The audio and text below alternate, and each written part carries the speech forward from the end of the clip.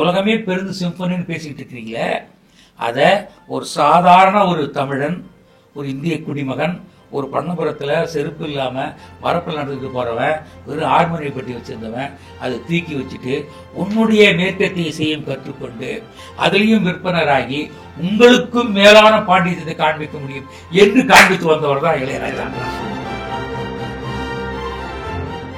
இசை குறியீடுகள் வாசிக்கக்கூடிய அந்த விற்பனர்களுக்கு ஏதுவாக அந்த இருக்கணும், ஒரு மொழி இருக்கணும். எப்படி நம்ம தமிழ்ல வந்து வரி வடிவம் படுத்தோம்னா அந்த புக்கை யார் வேணாலும் படிக்கலான்ற மாதிரி இருக்குல்ல, அது மாதிரி ஒழுங்கு இருக்கணும். இசை தெரிந்த வாசிக்க தெரிந்த அனைவருக்கும் தெரிஞ்சிருக்கிற அந்த குறியீடு எழுதக்கூடிய தன்மை இருக்கணும். நானும் மெட்டு போடுவோம் சார் அப்படின்னு சொல்லிட்டு வந்து நம்ம ஒரு அணிவத்தில் அங்கே போய் ஒன்றும் பண்ண முடியாது. அவர் ட்ரினிட்டி மியூசிக் ஸ்கூல்ல போயிட்டு அவர் அந்த மேற்கத்திய இசையை கண்டுபிடிச்சி நோட்ஸ் எழுதணும்னு உட்காந்தா இருப்பாருங்க. அப்பவே அதுக்குள்ள மண்டைகளில் போயிடுச்சு. டேய் மகனை, எங்கூர் எங்களுக்கே எங்கூர்ல அது ஆரம்பத்திலே இருக்கிறான்ற மாதிரி அது அந்த வித்தைகளை கத்துக்கிட்டு வச்சு முதல் பாடல்களே வர ஆரம்பிச்சு.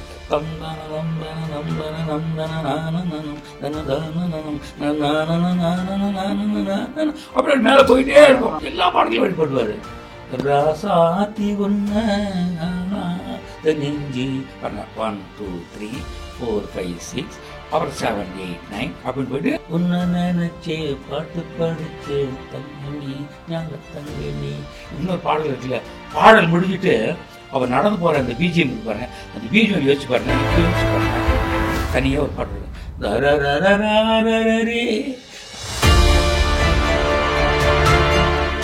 ஒருத்தர் வாசிக்கிறதுக்கு ஒருத்தர் தெரியாது, தனித்தனியா வாசிச்சுட்டு இருப்பாங்க. ஒரு போயிட்டு ஒரு மணி நேரத்தில் வாட்சி முடிச்சு அவர் உட்காந்து அதுக்கு கீழே போடுங்க. அந்த குறி வரும்போது கை வச்சோன்னா அவர் சொன்ன இசைக்கருவிகள் எல்லாம் என்னை கேட்டீங்கன்னா சிம்பனி முடிச்சுட்டு திருப்பி வந்த ராஜா இளையவர் அல்ல, அவர் இசை ராஜா, பேரிசை ராஜா. ராஜாவுக்கு முடிச்சு விட்டுடலாம், அவருக்கு வேணா தலையில் முடியலாம இருக்கலாம், ஆனால் முடிச்சு விடக்கூடிய அளவுக்கு மிகுந்த உயர்ந்த உணர்வு. ஆனா மனதிற்கு உகந்த இசை ஒரு நிலா வெளிச்சத்தில் தனி ஒரு கயிற்றுக்கட்டில் கொடுத்துக் கொண்டு ஒரு நிலாவும் நாமும் தனியே இருக்கிற போது இரண்டையும் ஒன்று சேர்க்கிற ஒரு மகா உலகத்தை இசையின் மூலமாக கட்டமைத்தவர்னா இளையராஜா தான். One India Tamil Filmibeat நேயர்கள் அனைவருக்கும் வணக்கம். நான் உங்கள் ரஞ்சித் கண்ணன். இசைஞானி இளையராஜா அவர்கள் தன்னுடைய முதல் சிம்போனியா லண்டன்ல முடிச்சுட்டு வெற்றிகரமா இப்ப இந்தியாவுக்கு லேண்ட் ஆயிட்டாரு. ஸோ அரசியல் பிரபலங்கள்ல இருந்து சினிமா பிரபலம் வரைக்கும் உலகம் முழுக்க பலருமே அவருக்கு வாழ்த்து சொல்லிட்டு இருக்காங்க. இந்த நிலையில இந்த சிம்போனினா என்ன, இதை பத்தி நிறைய பேருக்கு இன்னும் ஒரு புரிதல் இல்லாம இருக்கு. ஸோ இதை பத்திலாம் பேசுறதுக்காக நம்ம கூட திரைப்பட இயக்குனர் ராசி அழகப்பன் அவர்கள் இருந்திருக்காரு. அவர்கிட்ட நிறைய விஷயங்கள் இது பத்தி நம்ம கேட்டு தெரிஞ்சுக்கலாம். வணக்கம் சார். வணக்கம். எப்படி இருக்கீங்க? நல்லா இருக்கு. நீங்க எப்படி இருக்கீங்க? நல்லா இருக்கும் சார். முதல்ல வெல்கம் இங்கிலீஷ்ல கலந்துக்கிட்டதுக்கு. இளையராஜா ஒரு வார்த்தை நம்ம அடைக்க முடியாது, பல விஷயங்களை அதை பத்தி நம்ம பேசலாம். இப்ப சிம்போனி போயிட்டு இருக்காரு. இந்த சிம்போனியுடைய முக்கியத்துவம் என்ன நீங்க நினைக்கிறீங்க? சிம்பனி அப்படிங்கிறது வந்து உலகம் முழுக்க வியந்து பார்க்கப்படும் ஒரு இசை ஒழுங்காரங்கம் தான். என்ன சிம்பனின்னா என்னன்னா, கிரேக்க நாட்டில் இருக்கிற அந்த ஐரோப்பிய நாடுகளில் அந்த சிம்பனி அப்படின்னா இசை ஒழுங்கு. இசையை வந்து ஒரு அழகாக அப்படியே கொண்டு போய், எப்படி நம்ம ஸ்கூலில் வந்து பையனை தலைவாரி பூச்சூடி அழகாக பண்ணி பட்டனுக்கெல்லாம் போட்டு அனுப்போம், அது மாதிரி இசையில் வந்து ஒரு நாகரிகம், இசையில் வந்து ஒரு அமைதித்தன்மை, இசையில் வந்து ஒரு நடை அப்படின்றது வந்து ஒரு மன ரீதியான ஒரு ஒழுங்கு இருக்கு பாருங்க. அந்த ஒழுங்கை செழுமைப்படுத்தி அதை இசை குறியீடாக்கி தந்து பல இசைக்கலைஞர்களால், அது ஒன்றுக்கு மேற்பட்ட பல இசை வித்தகர்களால் வாசிக்கப்பட்டு அதை ஒரு அரங்கத்தில் அரங்கேற்றப்பட்டு அதை கேட்கக்கூடிய அந்த அந்த பேருக்கு தான் சிம்பனி. சிம்பனின்னு ஒழுங்குபடுத்தப்பட்ட இசை வடிவம். எப்படி வந்து நம்ம ஊரில் நாட்டுப்புற பாட்டுங்கிறோம், அங்கே வந்து திருவையாறில் வந்து கர்நாடக இசைன்றோமோ, அது மாதிரி ஐரோப்பிய நாடுகளில் சிம்பனி என்பது அவர்களால் வந்து வியந்து ரொம்ப அதை பாரம்பரியமாக காப்பாற்றப்பட்டு வருகிற ஒரு மேல்தட்டு மக்களால் காப்பாற்றப்படுகிற ஒரு இசை வடிவம் தான் அது. அந்த சிம்பனி அப்படிங்கிறது வந்து யாரால் செய்ய முடியும்னா அதுக்கு ஒரு பெரிய இசை பாண்டித்யம் வேணும். ஏன்னா முதல்ல இசை குறியீடுகள் தெரிஞ்சுக்கணும். இசை குறியீடுகள் வாசிக்கக்கூடிய அந்த விற்பனர்களுக்கு ஏதுவாக அந்த இருக்கணும், ஒரு மொழி இருக்கணும். எப்படி நம்ம தமிழ்ல வந்து வரி வடிவம் படுத்தோம்னா அந்த புக்கை யார் வேணாலும் படிக்கலான்ற மாதிரி இருக்குல்ல, அது மாதிரி ஒழுங்கு இருக்கணும். இசை தெரிந்த வாசிக்க தெரிந்த அனைவருக்கும் தெரிஞ்சிருக்கிற அந்த குறியீடு எழுதக்கூடிய தன்மை இருக்கணும். நானும் மெட்டு போடுவோம் சார் அப்படின்னு சொல்லிட்டு வந்து நம்ம ஒரு அணிவத்தில் அங்கே போய் ஒன்றும் பண்ண முடியாது. அது ஒரு பெரிய பாண்டித்யம், அறிவு வேணும், ஒரு இது வேணும். அதை தெரிந்து கொண்டு இது முழுக்க முழுக்க காற்று ஒலிகளால் வந்து நினைக்கப்படுது. அது என்ன சார் காற்று ஒலி அப்படின்னு நம்ம கேட்போம். அது முழுக்க முழுக்க நரம்பு இசை, வயலின், அப்புறம் வந்து புல்லாங்குழல், அப்புறம் வந்து ட்ரம்பெட்டு, அப்புறம் வந்து பியானோ, இது மாதிரி அந்த நாட்டு கருவிகள் இருக்கிற அதிக சத்தம் இல்லாமல் ஒரு மனதுக்கு இணையாக இருக்கக்கூடிய அந்த காற்றில் கலந்து ஒலி எழுப்பக்கூடிய அந்த கருவிகளை வச்சுக்கிட்டு நீங்கள் அதை பயன்படுத்தணும். சிம்பனி வந்து நம்ம ஊரில் இருக்கிற மேள தாளம் அது வந்து அதெல்லாம் இது பண்ண முடியாது. ஆமாம், தோல் பொருட்கள் இதெல்லாம் பண்ண முடியாது. அப்படி அந்த நாட்டு கண்ட்ரியில் கண்டுபிடிக்கப்பட்ட அவன் நாட்டில் என்ன கிடைக்குமோ அதை வைத்துக்கொண்டு அவன் கற்றுக்கொண்டிருந்த ஒரு வாத்திய கருவிகளை வைத்துக்கொண்டு அதில் இசைக்குறியீடு அமைத்து அதில் வந்து மேம்பட்ட ஒரு ஒழுங்கை தருவது தான் வந்து சிம்பனி. அது வந்து ஐரோப்பாவில் மிக பிரமாதமாக இருந்தது. அதை கண்டுபிடிச்சது யாரும் சொன்னால் 1700 வந்து ஹேடன் அப்படிங்கிற, ஆமாம், ஒரு 350 வருஷத்துக்கு முன்னாடி வந்து கண்டுபிடிக்கப்பட்டதான் ஹேடன்கிறவர் வந்து கண்டுபிடிக்கப்பட்டார். அவர் பண்ண பிற்பாடு அப்போ இருக்கிறவங்க சார் இதை நான் ஒழுங்குபடுத்தியிருக்கேன் இது பண்ணணும் அப்படின்னு சொன்னாக்கா அதை வந்து எல்லாம் அங்கே இருக்கிறவங்களாம் விளம்பரம் பண்ணி எல்லாரும் பண்ணி முதல்ல கேளுங்க அப்படின்னு சொல்லி பண்ணி அதை வந்து கேட்குற ரசனையை வந்து அவர் உருவாக்கி அந்த இசை மேம்பட்ட தன்மை வந்து பின்னாடி வந்த பித்தோவான், மோசார்ட் அவங்கெல்லாம் ஒழுங்குபடுத்தி பண்ணி அப்போது அது பெரிய அளவுது.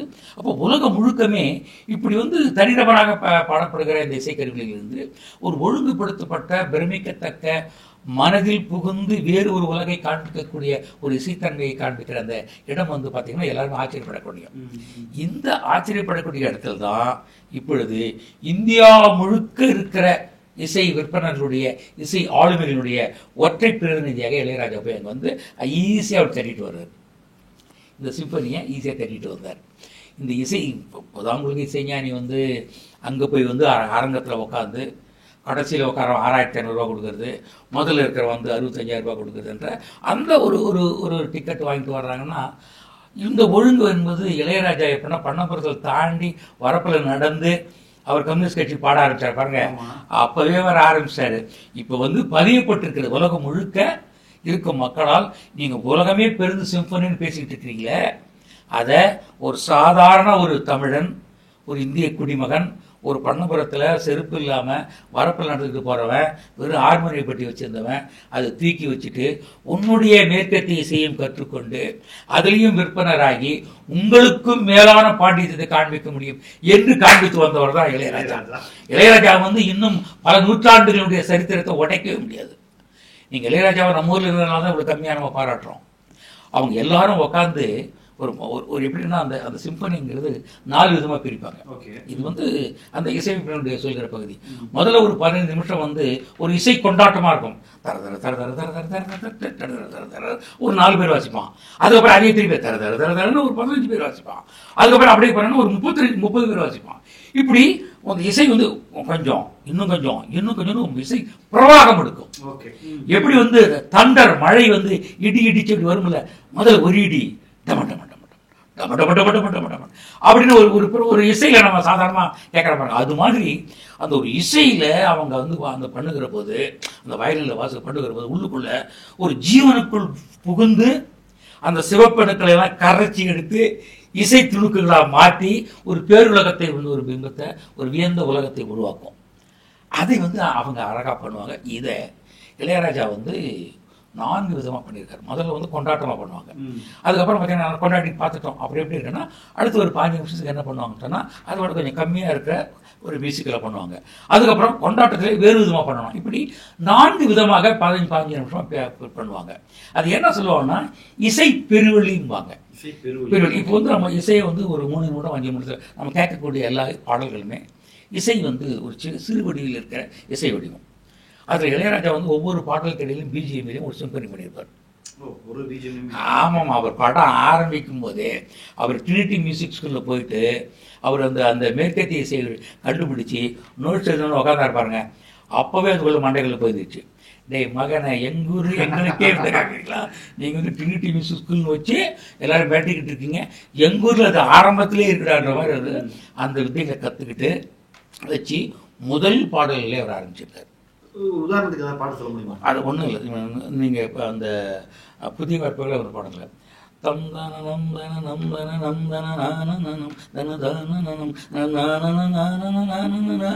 அப்படி மேலே போயிட்டே இருக்கும். 1 அப்புறம் 2 3 3 அதுக்கப்புறம் அப்படி மிஸ் வரும். இதெல்லாம் வந்து ஆரம்பத்திலே பண்ணிட்டாரு. அப்புறம் எல்லா பாடலையும் வெளிப்படுவார். ராசாத்தி ஒன்ன நெஞ்சு பாருங்க 1 2 3 4 5 6 அப்புறம் 7 8 9 அப்படின்னு போயிட்டு பிஜிஎல் போயிட்டு அப்படியே வயலில் கொண்டு ஏற்றி அப்படியே கொண்டு போய் அப்படி நிப்பாட்டுவாரு. மறுபடியும் டிங் டிங்னா அப்புறம் மறுபடியும் ராசாத்தி ஒன்னு பாடுவாங்க. இப்படி ஒவ்வொரு பாடல்களையுமே அந்த சிம்பனி ஸ்டைல், அதாவது மேற்கத்திய இசையினுடைய இசை ஒழுங்கு நுணுக்கத்தை நம்முடைய தமிழ் கலாச்சாரத்தில் இருக்கிற மக்களுக்கு மனம் சாந்திப்படுத்துகிற விதத்தில், ஆற்றுப்படுத்துகிற விதத்தில் ஒவ்வொரு பாடலையும் கிடைக்கிற நேரத்துலலாம் சொல்லிக்கிட்டே இருந்தார். அதனால தான் அவர் பின்னாடி யாரும் ஃபாலோவே பண்ண முடியல. இசை உலகத்தில் பல பேர் இசை துணுக்குகளினுடைய அந்த ஒலி வடிவம் இருக்கு பாருங்க, புதுசாக அந்த டியூனில் புதுசாக ஒரு வாத்தியத்தை யூஸ் பண்ணுவாங்க. அரேபியாவில் இருக்கிற ஒரு வாத்திய இசையை ஒன்று போட்டு ஒரு பாட்டாக்கி இதை கேட்கலையே ரொம்ப நல்லா இருக்கே அப்படின்னு பேர் வாங்கிட்டு போயிருப்பாங்க. ஆனால் இவர் அப்படி இல்லை. இவர் எல்லா இசைகளையும் உள்ளுக்குள்ளே வச்சுக்கிட்டு அதை வகுப்பு எடுப்பார். மற்றவங்கெல்லாம் ஸ்ட்ரீட்டில் நடக்க விடுவாங்க, கண்டபடி சுற்றிட்டு இருப்பாங்க. ஆனால் இளையராஜா மட்டும்தான், வா என்ன சுற்றிங்கிற, நீ இந்த வடிவத்தில் இருக்காத, வா உள்ளவான்னு சொல்லிட்டு உட்கார வச்சு குளிப்பாட்டி அழகு பண்ணி மேக்கப் பண்ணி நம்முடைய கலாச்சாரத்தினுடைய அழகு என்னன்னு தெரிஞ்சுக்கோ, ஒழுங்கு என்னன்னு தெரிஞ்சுக்கோ, எல்லாத்தையும் கற்றுக் கொடுத்து மேன்மைப்பட்ட மனித உணர்வை நீ சாந்தப்படுத்தணும் அப்படின்னு சொல்லி இசையில் போய் கொண்டு போய் சேர்த்தது பார்த்தீங்கன்னா இளையராஜா தான். இதை நீங்க விஸ்வராஜன் சொல்ல முடியாது, கண்ணா சொல்ல முடியாது, அவங்களாம் பாடல் வடிவத்தில் போயிட்டாங்க. அதான் டவுட் இருக்கு. இளையராஜாக்கு முன்னாடி வந்த இசையமைப்பாளர்கள் பின்னாடி யாருமே சரியா பண்ணல. இல்லை, இதெல்லாம் ஒரு பாட்டுக்கு நடுவில் இசைன்றது அவங்க சேர்ப்பதற்காக பண்ணுவாங்க. ஒரு பிரிட்ஜ் மாதிரி எல்லாம் பண்ணிட்டு இருப்பாங்க. ஒரு பாடலுக்கு நடுவில் ஒரு உணர்வு சார்ந்த ஒரு விஷயத்துக்காக ஒரு பிரிட்ஜ் மாதிரி கேவி மகாதான் ஆகட்டும், எம்எஸ் விஸ்வநாதன் ஆகட்டும், அவங்களாம் போடுவாங்க. அவங்கள மேற்கத்திய செய்த ஒழுங்கு தெரியாது. அதனால அது பயன்படுத்தக்கூடிய சாத்தியமும் இல்லை. ஆனால் இவருக்கு அது தெரிஞ்சிருக்குன்றதுனால நீங்கள் இளையராஜனுடைய ஒவ்வொரு பாடலையும் பிரித்து உட்காந்து பாருங்க. இப்போ பாருங்க, அது உன்னை நினைச்சே பாட்டு படிச்சேன் தங்கமி ஞான தங்கமி இப்படின்னு ஒரு பாடல் இருக்குல்ல. பாடல் முடிஞ்சுட்டு அவர் நடந்து போகிற அந்த பிஜிஎம் இருக்கு பாருங்க, அந்த பிஜிஎம் யோசிச்சு பாருங்க. இப்போ யோசிச்சு பாருங்க, தனியாக ஒரு பாடல் இருக்கு, அப்படின்னு ஒரு வயலினும் மற்றவங்களும் அந்த அப்படியே ஒன்று வாட்சி தனியாக போவோம்.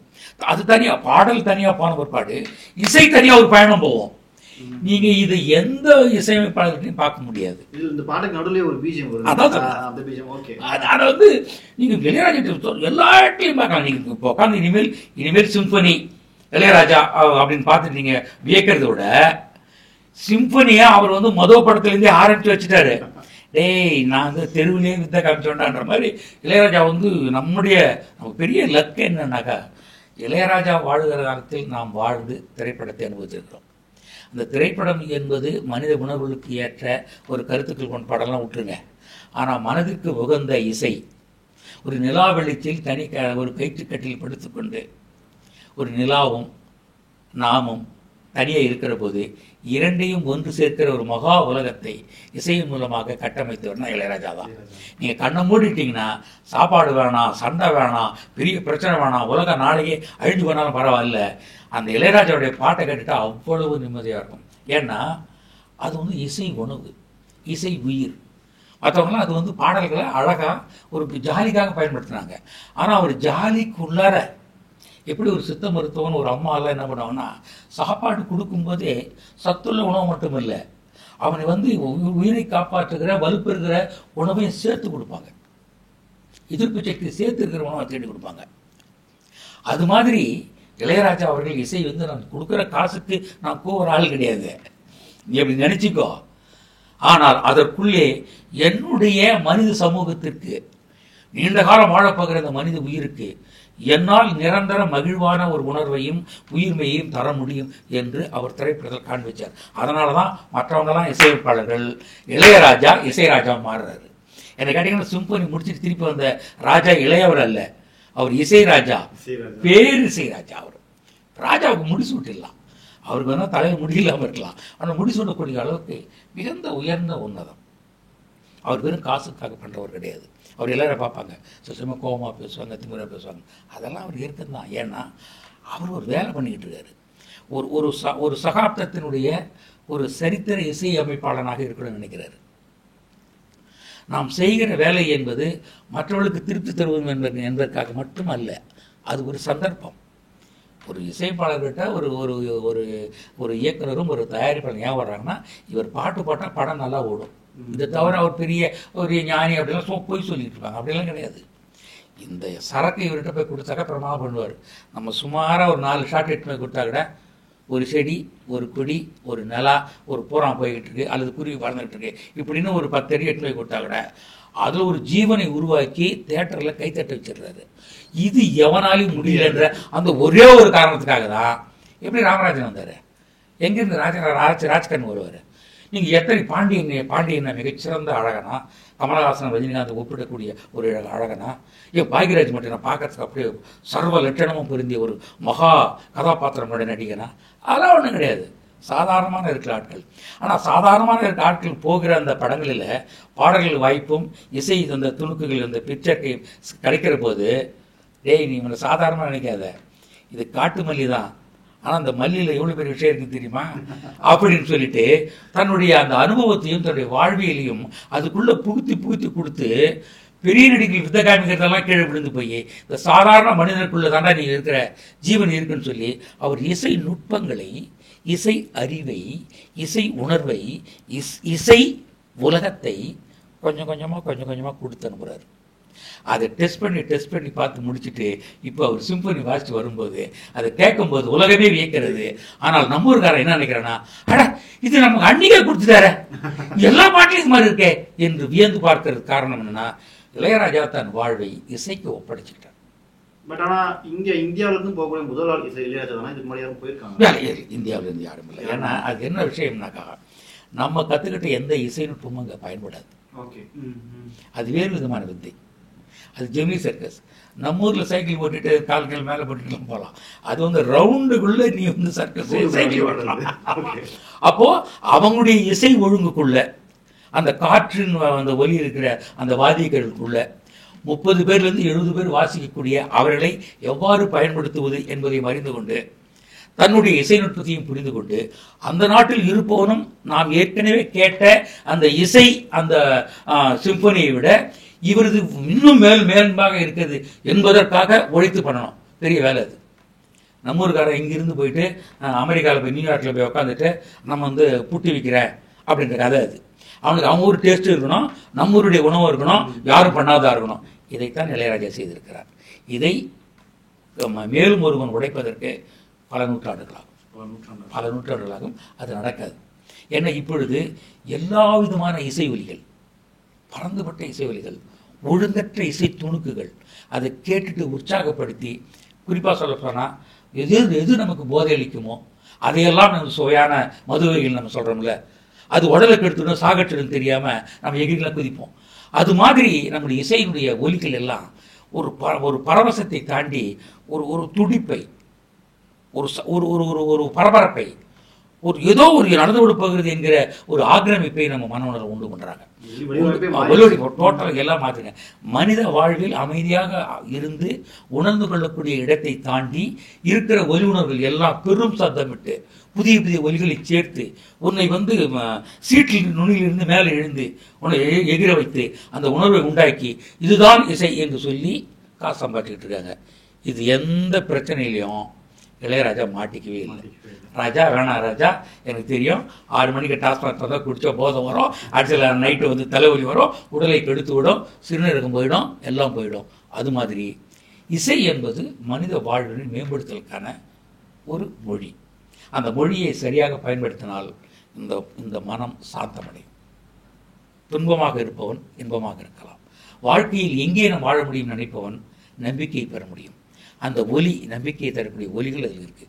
அதெல்லாம் தான் சிம்பனியில் இளையராஜா கொடுத்துருக்காரு. எல்லோரும் ஆச்சரியமாக பார்ப்பீங்க, என்னடா இப்படிலாம் பண்ணிருக்காங்க. கேளுங்க, நீங்கள் வேலையே கிடைக்காம, எவனும் நம்ம மதிக்காம, நம்ம திறமையை அங்கீகரிக்காத ஒரு நேரத்தில் கூட தனியாக நடந்து செல்கிற போது நீங்கள் இளையராஜனுடைய ஒரு பல பாடல்களை நீங்கள் கேட்டாக விடுறா, வாழ்க்கை நம்ம சாதிச்சிடலாம், இவன் இல்லைன்னா என்ன என்பதை மனதிற்குள்ளே புகுந்து மாற்றுகிற சக்தி என்பது அந்த இளையராஜாவுடைய இசையினுடைய துணுக்குகளுக்கு உண்டு. அதனால தான் அவர் சொல்றாரு, நான் பெற்ற இன்பத்தை இந்த உலகமும் புரிந்து கொள்ள வேண்டும் என்பதற்காகத்தான் அவர் சிம்பனி போயிருக்காரு. அவர் சிம்பனி போய் வந்ததனால் மட்டும் இளையராஜா பெரிய ஆள் கிடையாது. அவர் போகாவிட்டாலும் ஆமா, ஐரோப்பாவை தாண்டி உலக நாடுகள் எல்லாவற்றிற்கும் மனிதன் சுவாசிக்கிற ஒவ்வொரு மனிதனும் நாம் நிம்மதியாக வாழ்க்கையை கடந்து மரணிக்க வேண்டும், அழகாக வாழ்க்கையை முடிக்க வேண்டும் என்கிற தருணத்தில் நமக்கு விரும்புகிற ஒன்றை வாழ்க்கை வாழ வேண்டும் என்றால் இசையில் இளையராஜா இசை தான் சரியாக இருக்கும் என்பது என்னுடைய கணிப்பு. பட் இதுக்கு முன்னாடி சிம்பொனி மாதிரி வேற விஷயங்கள் எதுவும் ட்ரை பண்ணியிருக்காரா? முதல் முறையாக அதில் பண்ணியிருக்காரு. ஏன்னா அவருக்கு இந்த முழுக்க நீங்கள் ஆஸ்கார் அவார்டு ஒரு பிரச்சனை. ஆஸ்கார் அவார்டில் வந்து பாடல்கள் கிடையாது, அதில் வந்து ஒலி வடிவங்கள் தான் இருக்கும். அது ஒரு பாடல் இருக்கும். அவர்களுக்கு மட்டும்தான் ஆஸ்கார் வந்து இசையமைப்பாளர் கொடுக்குறாங்க, பிக்சர் கொடுக்குறாங்க. அதுவே வந்து இவருக்கு ரொம்ப கஷ்டம். நாம் வந்து ஒரு இப்பொழுது வந்து ஒரு நவநாகரிகள் இருக்கிற இசையமைப்பாளர்கள் 40 to 50 நாட்கள் செல்லக்கூடிய அந்த பின்னணி இசை சேர்க்கையை எனக்கு தெரிஞ்ச அவர் 2 to 2.5 நாட்களில் பண்ணியிருக்காரு. 14 ரீல், நம்ப மாட்டீங்க. 2.5 மணி நேரம் ஒரு படத்தினுடைய அந்த பின்னணியை முதல் நாள் மாலையில் ஏவிஎம்மில் ஒரு தேட்டர் இருக்கும். அங்கே அடுத்த நாள் வந்து அவர் பிரசாத்தில் இருந்த ஒரு ரீரிகார்டிங் பண்ணுறதுக்கு முன்னாடி அவர் பார்ப்பார். ஒரு 6 மணிக்கு போய் பார்ப்பார். யாரும் இருக்க மாட்டாங்க. அவர் 12 பேர் மட்டும் இருப்போம். ஒரு டைரக்டர் அவங்க பார்ப்பார். சின்ன அரங்கு தான். அந்த படத்தை பார்த்துட்டு அந்த ஒவ்வொரு ரீலாக மைண்டில் ஏற்றிக்குவார். என்ன இருக்குது, என்ன இந்த படத்துக்கு என்ன மாதிரி தேவைப்படுது என்னது அவர் மனக்கணக்கு பண்ணிப்பார். பண்ணிவிட்டு மறுநாள் காலையில் பார்த்தீங்கன்னா 6 மணிக்கு டான்னு ஒரு கார் வரும். இறங்கி வெள்ளை உடையில் வள்ளலார் மாதிரி, இசை வள்ளலார் மாதிரி அப்படி அமைதியாக வருவார். அவர் யார்கிட்டையும் மரியாதை கேட்கல, நாங்கள் தான் வணக்கம் வச்சுட்டு இருப்போம். அவர் கேட்டதும் கிடையாது, எனக்கு மணி அடிடான்னு சொன்னதும் கிடையாது. ஆனால் அவர் வேலை அவர் வேலை இருக்கிறார். போய் உட்காந்து ரமணர் இருக்கும் மற்றவருக்கும் அப்படி சும்மா விளக்கேற்றி வச்சுட்டு உட்காந்து அப்படி உட்காந்து முடிச்சுட்டு அப்படி கொஞ்சம் அப்படி பண்ணுவார். அந்த ரீரிகார்டிங்க்கு முன்னாடி ஒரு படத்துக்கு வந்து மெட்டமைப்பார். ஒரு 15 நிமிடத்தில் ஒரு மெட்டமைப்பார். காத்துன்னு இருப்பாங்க எல்லாரும். 15 நிமிடத்தில் மெட்டமைத்து கொடுத்து விட்டு இம்மிடியேட்டாக நாம் எடுக்க வேண்டிய அந்த படத்தை வந்து ஒரு 2 ரீல் போட சொல்லுவார். போய் வந்து போடுவாங்க. போய் பார்த்துட்டு பாண்டெல்லாம் அப்போ அவர் தான் வந்து இன்ஜினியர், அவர் சவுந்தர்லாம் இருப்பாங்க. போட்டு முதல் நேற்று பார்த்து முதல் 2 போடுவார். போட்டு அப்படியே பார்ப்பார். பார்த்துட்டு அமைதியாக போய் உட்காருவார். உட்காந்து பேப்பர் எடுப்பார். நீங்கள் கேட்டிங்களே சிம்பனி இசை மாதிரி அது மாதிரி பேப்பர் எடுப்பார். வயலினுக்கு, கிளாரினட்டுக்கு, மத்தளத்துக்கு, அப்புறம் வந்து ஒவ்வொரு இசைக்கு, வீணைக்கு, கிட்டாருக்கு அப்படின்னு ஒவ்வொரு பேப்பரில் ஒவ்வொரு வாத்தியக்கறி வாசகர்களுக்கும் நோட்ஸ் எழுதுவார். அந்த படத்தை முழுக்க பார்த்துட்டு 11 நிமிடம் ஒரு ரீல் அதை அவர் பார்த்துட்டு மைண்டில் வச்சுக்கிட்டு அப்படி எழுதுவார். இந்த அடியில் இப்படி எழுதி முடிச்சுட்டு அவர் என்ன பண்ணுவார், அப்போ அவர் பார்க்கும்போது என்ன பண்ணுவார்னா மேலே வந்து அப்போ ரீலில் ஒரு கோடு இருப்பாங்க. அவர் கை காமிச்சார்னா மார்க் பண்ணணும், அங்கே வாத்தியம் ஆரம்பிக்கணும்னு அர்த்தம். அது மேலே ஒருத்தவங்க எடுத்து பார்த்துட்டே இருப்போம். எப்படியும் பாரு அவன் குறிப்பான், மறுபடியும் அப்படியே பார்த்துட்டே இருக்கும்போது இப்படியும் பாரு மறுபடியும் கட் பண்ணிடுவோம். அப்போ என்னென்னா இது வருகிற போது வாத்தியம் ஒலிக்கணும், இது வரும்போது ரிப்பார்ட் இருக்கணும். இந்த இதையும் நினைவு வச்சுக்கிட்டு அவர் எழுதுவார். எழுதி முடிச்சுட்டு ஒரு 9 மணிக்கு எல்லாம் ஜெராக்ஸ் போவோம் எதிரில். அப்போ ஒரே ஒரு ஜெராக்ஸ் கடை தான் இருந்துச்சு, பிரசாத் ஸ்டுடியோ ஏற்ற மாதிரி. அந்த ஜெராக்ஸ் அது யாரும் பார்க்கவே முடியாது, அது பெரிய ரகசியம், ராஜரகசியம் மாதிரி. அது தனியாக வச்சுட்டு போய் அப்படி விட்டு போயிட்டு ஒவ்வொருத்தரும் ஒவ்வொரு கொடுத்துட்டு எல்லோரும் போயிட்டு வாசித்து பார்ப்பாங்க. ஒருத்தர் வாசிக்கிறதுக்கு ஒருத்தர் தெரியாது, தனித்தனியாக வாசிச்சுட்டு இருப்பாங்க. ஒரு போயிட்டு ஒரு மணி நேரத்தில் வாசித்து முடிச்சு அவர் உட்காருவார். உட்காந்துட்டு ரீலை போடுங்க பாரு. அந்த குறி வரும்போது கை வச்சோன்னா அவர் சொன்ன இசைக்கருவிகள் எல்லாருக்கும் ஒலிக்கும். யோசிச்சு பாருங்க, ஒரு நாளைக்கு காலையில் ஒரு 9 மணிக்கு ஆரம்பிச்சாருன்னா ஈவினிங் வந்து 7 மணிக்குள்ள 4 ரீல் வாசிப்பார். 40 நிமிடத்திற்கான பின்னணியை அவர் சேர்ப்பார். யோசிச்சு பாருங்க.